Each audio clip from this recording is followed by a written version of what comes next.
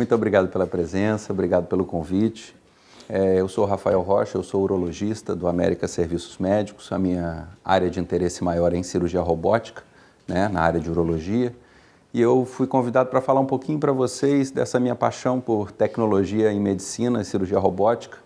E eu queria fazer, como um ato introdutório aqui, um resgate histórico da cirurgia, de como a cirurgia começou, né? Então, se a gente for lembrar do início dos procedimentos cirúrgicos, isso aqui foi a primeira apendicectomia feita com sucesso em 1735.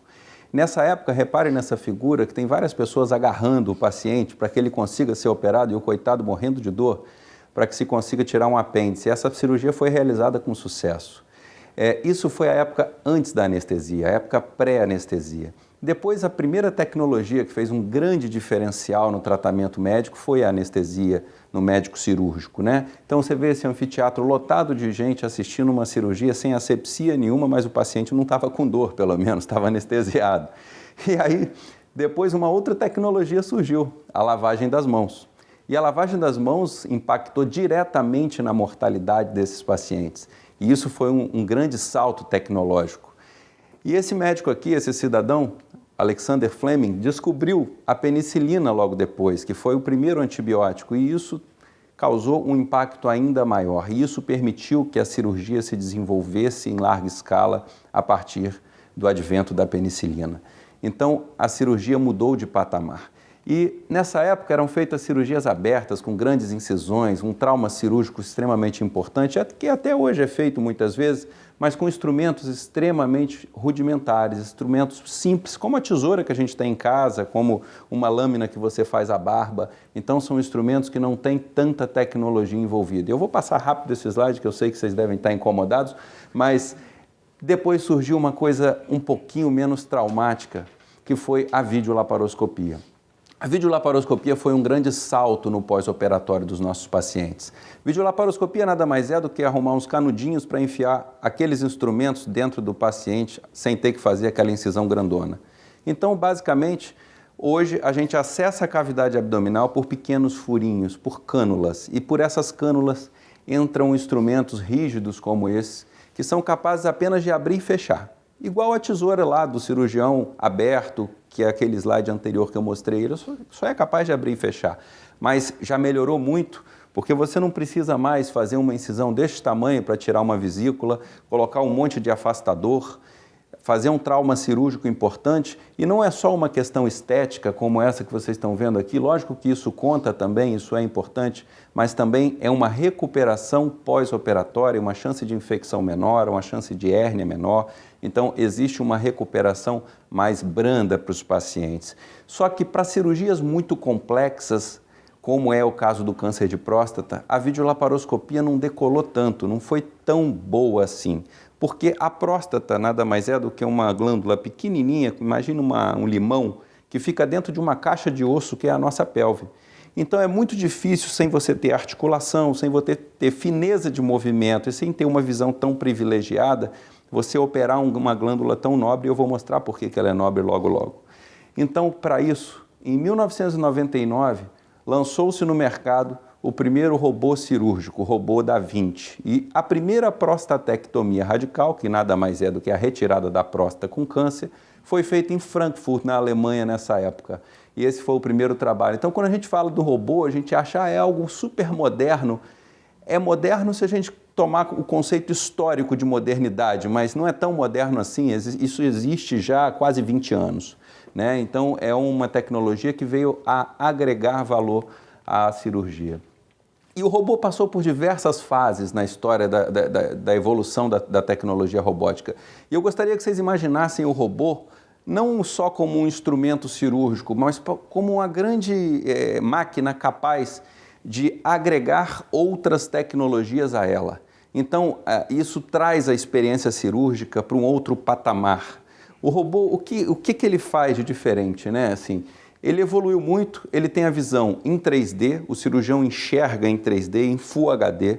As pinças do robô, elas articulam, então tudo que o cirurgião faz com a mão, a pinça faz lá dentro. O robô não faz cirurgia, quem faz continua sendo o cirurgião, mas ele permite ao cirurgião coisas que ele não conseguia fazer antes. Tem mais de 4.000 robôs no mundo todo. Então, nos Estados Unidos, hoje, a prostatectomia radical robótica é a forma mais feita de tratar câncer de próstata cirurgicamente.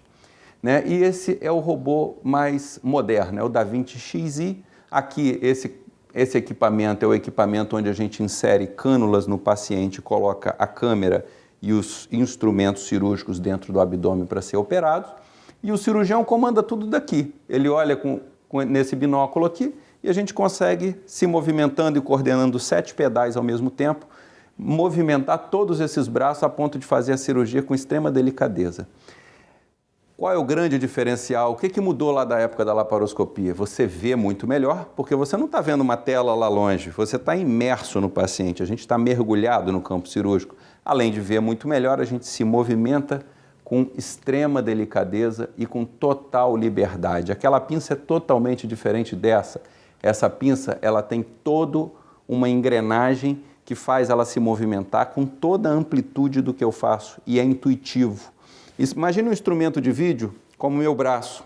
Eu movo para cá, ele vai para lá. Eu movo para cá, ele vai para o outro lado. Isso não é intuitivo. No robô não. No robô eu me movimento e a pinça se movimenta igual. Então isso foi um grande diferencial para tratar essa doença que é tão frequente entre os homens. Isso é a estatística do INCA, são quase 70.000 novos casos de câncer de próstata esse ano no Brasil. E o que a gente tem que fazer para tratar cirurgicamente o câncer de próstata? Tirar a próstata. Aqui é a bexiga se esvazia pela uretra, que é um canudinho que passa dentro da próstata. E você imagina que se a gente tirar a próstata, a gente precisa agora reconectar isso nisso. E fazer isso dentro de uma caixa de osso, escondido, num lugar muito complicado e fininho, com aquela pinça dura, é muito difícil. Além disso, a gente precisa preservar esse negocinho amarelo que está passando aqui do lado da próstata. Isso é o feixe de nervo que vai dar a ereção dos homens. E isso é uma preocupação importante do ponto de vista de qualidade de vida. E o robô permite que a gente faça isso com bastante delicadeza, porque a gente olha de muito perto e a gente tem movimentos muito delicados. E preservar também o esfíncter, que serve para segurar a urina, para o indivíduo não ter que usar fralda depois da cirurgia. E também, com muita delicadeza, a gente consegue fazer essa preservação. Os resultados eles são variáveis, depende do cirurgião que está operando, depende do paciente que está sendo operado. Mas isso foi um grande fator facilitador para a gente fazer toda essa cirurgia com menos trauma para os pacientes. Os pacientes querem ficar curados e essa cirurgia já se provou possível, né? Já se provou tão boa quanto tudo que existia em relação à possibilidade de cura desses pacientes. Eles também não querem perder sua vida sexual, isso é qualidade de vida, não importa só viver. Os pacientes querem não usar fralda, e isso também é importante. E, muito importante, o pós-operatório é outro. A gente passa por um período difícil e a gente quer aliviar esse período difícil. Então, a tecnologia ela veio para trazer esse cara de volta às atividades dele, para trazer esse cara de volta à fase produtiva da vida dele. O futuro está aí, as coisas estão evoluindo. Ao invés daquele monte de furinhos, talvez a gente agora consiga, e a gente já tem isso como realidade, fazer um furinho só. Para a próstata isso ainda está sendo desenvolvido, mas isso é o single port, e você tem uma incisão única, o que é um trauma cirúrgico ainda menor. Muitas coisas estão acontecendo. Eu disse para vocês imaginarem a cirurgia robótica como algo, um grande console capaz de absorver diversas tecnologias. A gente pode fazer exames ao longo do procedimento, usar ultrassonografia no robô, a gente pode fazer uma série de coisas. É como o nosso telefone de disco lá de muitos anos atrás, que hoje a gente tem um smartphone e é capaz de fazer um monte de coisas. Então, acho que isso é bastante importante. Eu acho que pensar em cirurgia hoje, nos dias de hoje, não é tão grave quanto a gente pensava há anos atrás e não é tão limitador. Isso é muito bacana, isso me empolga muito falar disso. Eu acho que é um grande passo que a cirurgia deu, foi a incorporação de tecnologia. Isso dá melhor qualidade de vida e melhor disposição aos pacientes de voltar e retomar as suas vidas. Obrigado.